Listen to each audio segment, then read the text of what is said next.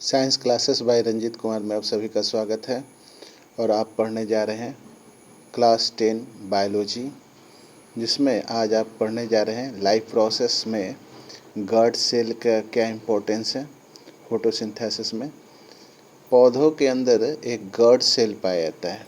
पौधों के जो पत्ते होते हैं उनमें ये गार्ड सेल स्टोमाटा को ओपन क्लोज करता है, और यहीं पे क्लोरोप्लास्ट की साइट है जहाँ भोजन तैयार होता है पौधों का।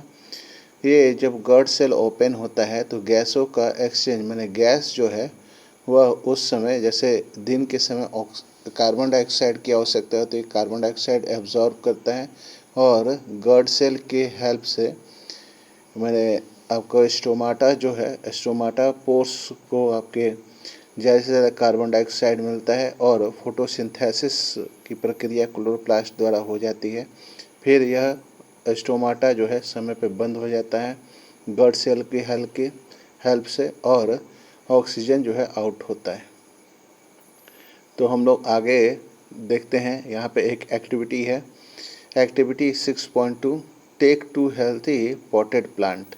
ये 2 हेल्थी पॉटेड प्लांट लिए गए हैं और keep them in dark room. 3 दिन जो है डार्क रूम में छोड़ दिए हैं।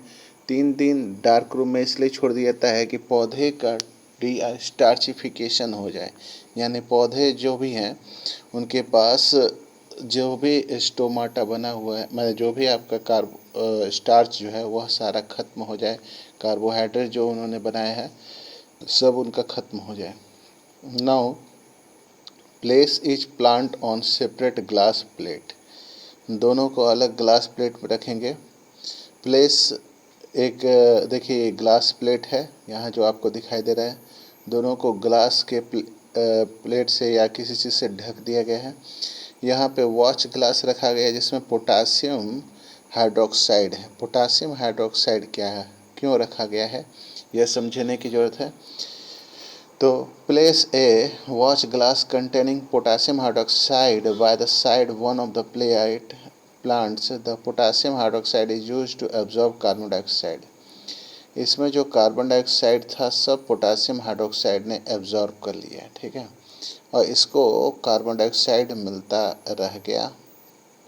हाँ, अब इसको कार्बन डाइऑक्साइड नहीं मिला, ठीक है। यानी एक्टिविटी जो है वह कार्बन डाइऑक्साइड वाली है कि कार्बन डाइऑक्साइड क्यों नेसेसरी होता है पौधों के लिए। Cover both the plants separate bell jar and so, जैसे फिगर में दिखाया है। Use Vaseline to seal the button को सील करने के लिए वैसलीन का इस्तेमाल किया गया है, ठीक है। और एयर टाइट कर दिया गया है। Keep plant in sunlight for 2 hours, 2 घंटों के लिए रख दिया गया। प्लक लीफ, दोनों के पत्ते को, एक एक पत्ते को तोड़ा गया। चेक प्रेजेंस ऑफ स्टार्च, जैसा कि आपको मालूम है कैसे किया जाता है, पत्ते को तोड़ करके फिर अल्कोहल सॉल्यूशन में उसको उबाला जाता है। उबालने के बाद से उसको फिर आपके गुनगुने पानी से वॉश करके फिर स्टार्च वाला टेस्ट किया जाता है। स्टार्च उसके लिए क्या कहता है, आयोडीन सॉल्यूशन में डाला जाता है, और ब्लू ब्लैक जो है कलर दिखाई पड़ता है, उससे मालूम चलता है। Do both leave show presence of same amount of starch. तो हम लोग देखेंगे जो ये पहला वाला था, इसमें जो इसके पत्ते में स्टार्च वाला जो कलर है वो बहुत कम बना, और यहाँ इसमें अच्छा खासा बना। मैंने इसमें ब्लू ब्लैक कलर जो है जल्दी चेंज हो रहा है इसके पत्तों में, इसके पत्तों में उसके अपेक्षा बहुत कम पड़ रहा है। मैंने ये जो दूसरा वाला है, पहला वाला है, इसमें कम पड़ रहा है। इससे से मालूम चल गया हमें कि कार्बन डाइऑक्साइड जो है फोटोसिंथेसिस के लिए बहुत ही आवश्यक होता है, ठीक है। तो अब हम लोग आगे बढ़ते हैं इसी क्रम में, है ना। यानी कि हम लोगों ने जाना कि जितने भी आपके पेड़ पौधे होते हैं उन सब को माने कार्बन डाइऑक्साइड और वाटर जो है वह ज़्यादा ज़रूरी होता है। ऊपर एक एक्टिविटी हम लोगों ने किया था, उस एक्टिविटी में हम लोगों ने देखा कि जो आपके नॉन ग्रीन प्लांट्स होते हैं वो भी फोटोसिंथेसिस करते हैं, और फोटोसिंथेसिस के लिए क्लोरोफिल की आवश्यकता होती है। चलिए, तो कुछ ज़रूरी जानकारी हम लोग ध्यान देंगे। So far we take about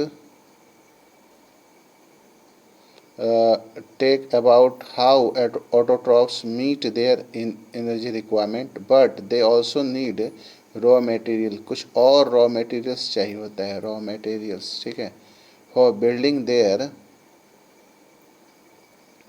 body. Water used in photosynthesis is taken up from soil by root in terrestrial plant. Terrestrial plant जो होते हैं, जो स्थलीय पौधे होते हैं, वो उनके जड़ पानी से पानी को खींचने का काम करते हैं. अदर मटेरियल उसके साथ साथ खींचते हैं, जैसे नाइट्रोजन, फास्फोरस, ये पानी में घुले हुए होते हैं. और आयरन, मैग्नीशियम, ये सारे के सारे सॉइल से खींच लेते हैं. नाइट्रोजन इज एसेंशियल एलिमेंट होता है सिंथेसिस ऑफ प्रोटीन. प्रोटीन के लिए नाइट्रोजन जो है वो बहुत एसेंशियल होता है, ठीक है, और अदर कंपाउंड के लिए. This is taken up inorganic nitrate.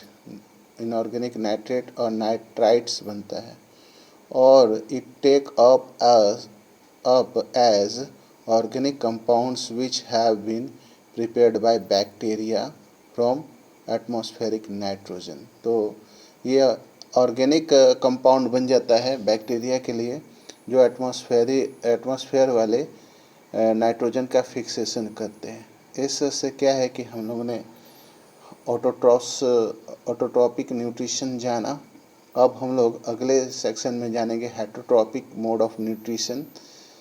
आज के लिए वीडियो यहीं पे मैं ख़त्म करता हूँ. इस वीडियो को लाइक करें, शेयर करें, सब्सक्राइब करें, और नए बच्चे हैं तो बेल आइकन ज़रूर प्रेस करें ताकि आपको नया वीडियो अपडेटिंग मिलता रहे. Thank you. Have a nice day.